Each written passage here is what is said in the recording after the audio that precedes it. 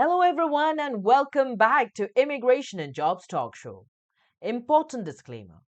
By watching our videos, you agree and understand that the information provided by our experts and attorneys, including comments and replies from users, is not legal advice. The use of information is at your own risk. I am Nipasa Pradhan, and today we will be discussing the second part of the crucial topic of scholarship success for students on dependent visas, specifically H4, F2, and L2 visas. It will be showcased by none other than Jothsna Kethar, a renowned educational consultant, ADHD coach, and college counselor. Our video will be screened over three parts as Jothsna presents her findings and shares her years of experience. So, for any prospective student who is looking for the correct guidance, this series of videos are a treasure trove of insights, tips, and tricks. Join us as we delve into the second part of Jothsna's presentation. So I mentioned about what they're looking for in a candidate. Now I'm going to break it down into tangible steps that you can make out. Okay. So there are 12 factors in the college admission decision. This is from the National Association of College Admission Counseling. They are the governing board. They are, all of us, all counselors are responsible for, their information and everything that is there. Okay. So these are the 12 factors that are prioritized, right? Grades, extremely important. Number 2 is test scores. It can be SAT or ACT. Strength of the curriculum. Strength of the curriculum is whether the student has taken AP or honors. Then there's essays, there's counselor recommendation, student's interest, teacher recommendation, class rank, extracurricular activities, test scores for AP or IB curriculum. There's also an interview. If you're going to highly selective colleges like Ivies, they have interviews. If you're applying to the BSMD program, they have a mini medical interview. And also they have your exam scores that are very exclusively to your state, which is like Keystone. I'm from Pennsylvania. So these are the 12 factors. And these are the factors based on grades, right? Like based on which grade you are. When I meant grades, it's like 9th or 10th or 11th. Grades of all years are important. Test score, it's just when you take it. The strength of the curriculum is very important for all grades. Essays are something that they submitted along with a college application, which is in grade 12. Extracurricular activity is very important for all grades. So these are the important factors in the college admission process. Okay. So I'm going to break it down one by one so that you get an idea. Now I'm going to talk about the grades and strength of the curriculum, right? So they expect students to challenge themselves. There are courses like APs, which are like college level courses that a high school student can take. There are honors courses. Every year counts, like starting with the freshman year, the grades, okay? And GPA trends, they want to see an improving trend in a student's profile. Class rank if it's offered in the school. Okay, and they are looking for these kind of progression where they don't expect students to like take on like challenging courses right in the 9th grade, but they want to see a progression with every year that is there. Okay, you start off with honors classes in the freshman year, and subsequently you take on more courses. And also a lot of high schools do not allow AP courses in the freshman year. Okay, and these are I just took a snapshot of what is offered in our school district. You need to look at what is offered in your school district, the honors courses and the advanced placement courses, and it needs to be reflected in your students' transcript. If there are that many AP courses that are allowed, then it needs to be seen in that transcript. Okay, and this is a samples transcript of a student who graduated with 20 APs. Pretty much the student shaved off 1 year and 1.5 years in college. So AP courses are an extremely good way of saving money for colleges, okay? Because you can transfer the credits from AP to a college course, okay? The testing formula, there's often a misunderstanding that PSAT is a substitution for SAT or ACT.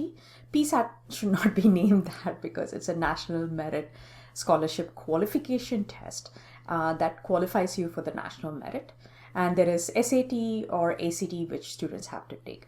Unfortunately, the national merit is only for citizens because it's again a federal kind of scholarship. I'm going to share much more in detail when I get to that. Okay, so the test scores that are needed by top colleges are, if you're applying to the top 25 or you want to like be selected for scholarships, you need to have a score of over 1550 out of 1600 for SAT, and ACT is about 34 plus. Either one of the exams are pretty fine. I recommend my students to take both the tests and see where they score well. Okay, then let's come to extracurricular activities, which is what literally distinguishes students from one to another. Okay, so for extracurricular activities, they're looking at impact.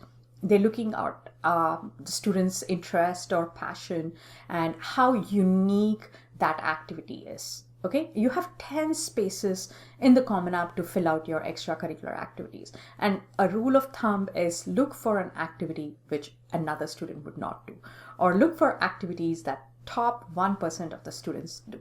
Okay, so that's a rule of thumb for extracurricular activity. Extracurricular activity is something that student does outside of the four walls of the classroom. It's not part of their curriculum. That's something that they do outside, like they go for volunteering, they do research, they do some kind of community service, they work in a food bank, soup kitchen. All those are extracurricular activities. Okay, that is community service.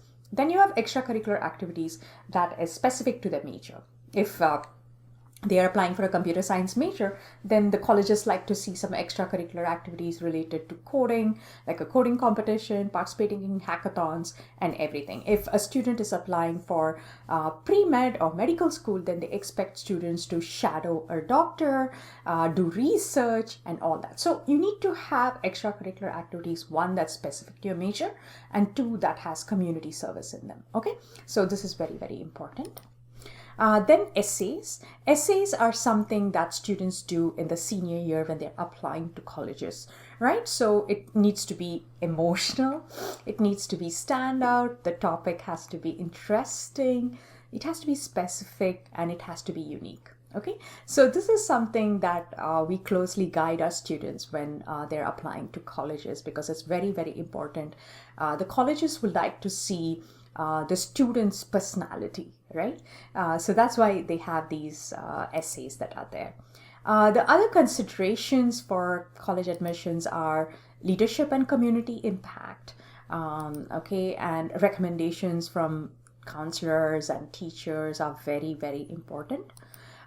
Passion projects, any project that a student takes up outside of the curriculum which aligns with their interest is called a passion project. A research can be a passion project.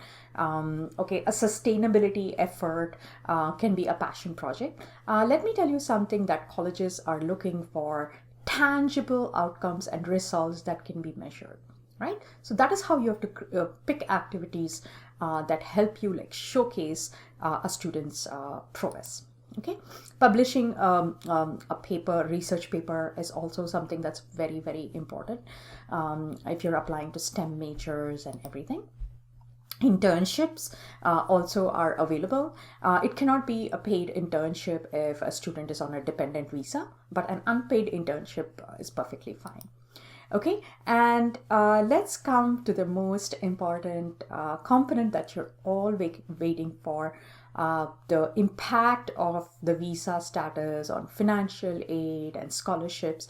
I'm going to like break it down so that you're much better informed about your situation. Okay, so H4 visa holders are eligible to apply to any college or universities in the States.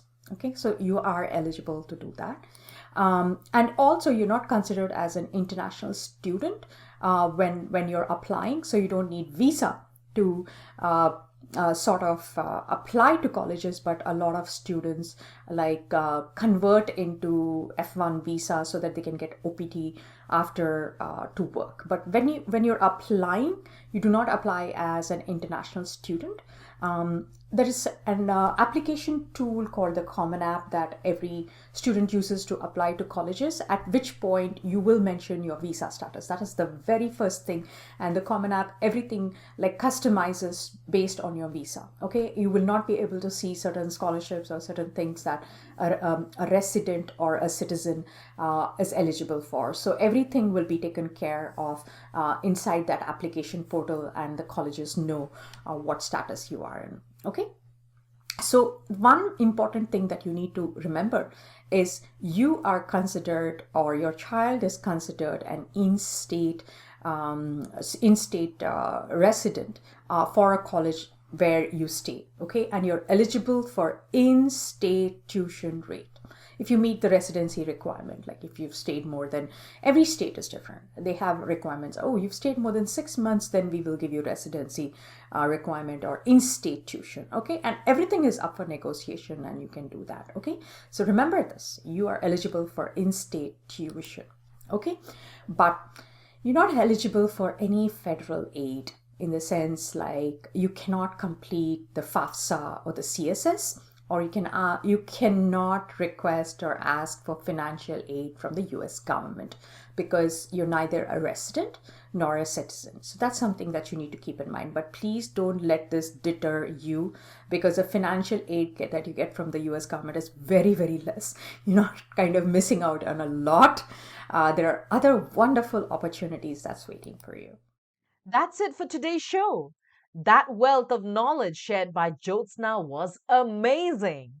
Stay tuned for our next episode, where we'll be diving deeper into the third and final part of Jothsna's presentation.